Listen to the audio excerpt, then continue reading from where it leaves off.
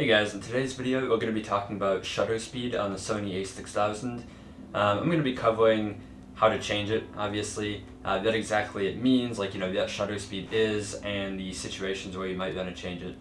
This is going to be a quick, easy, no BS guide, so yeah, let's just hop right into it.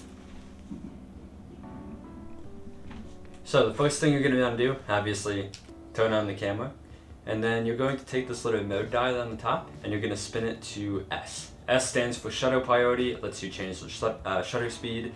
You can set it to M2, but that's a little bit more complicated, so we're not going to get to that in this video. So yeah, set it to S, and then after that, you can use these two little dials, this one on the top, and this one on the back of the camera. You can spin those to adjust the shutter speed. Pretty easy. So that exactly is shutter speed. To put it simply, it might sound kind of obvious, but it just determines how long the shutter in your camera is actually open. And what that means is if the shutter is open for longer, you get more light in the camera. If it's open for less time, you get less light. And what that essentially translates to is obviously a longer shutter speed you can shoot in low light conditions like nighttime, dark bedrooms like I'm doing right now. And with a faster shutter speed, you can sort of freeze movement. I'll show you some more examples in a little bit, but that's pretty much the basics of it. So yeah, like I mentioned, a good use of a fast shutter speed is for capturing fast-moving subjects. Like say you want to photograph a vehicle driving by, or you want to photograph someone moving at a high speed, like an athlete or something. That's a situation where you'd use a fast shutter speed, because then you're going to get nice, crisp, clear, like a crisp and clear capture of their movement, essentially.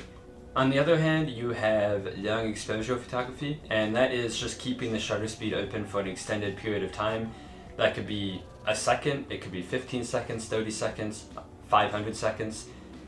Pretty much, it just allows you to get more light into the camera, and that translates to brighter pictures. If you're shooting at night, you can put your camera on a tripod. I'll leave a link to a tripod in the description that I'm using right now. You can leave your camera on a tripod and capture more detail in like a dark environment, like if you're shooting a landscape at midnight. Otherwise, if you've ever seen the pictures of like a highway with like the headlights and stuff getting like stretched across the picture frame, that comes from doing long exposures. But yeah, there is so many things you can do with it. Type it into Google search and just get some ideas.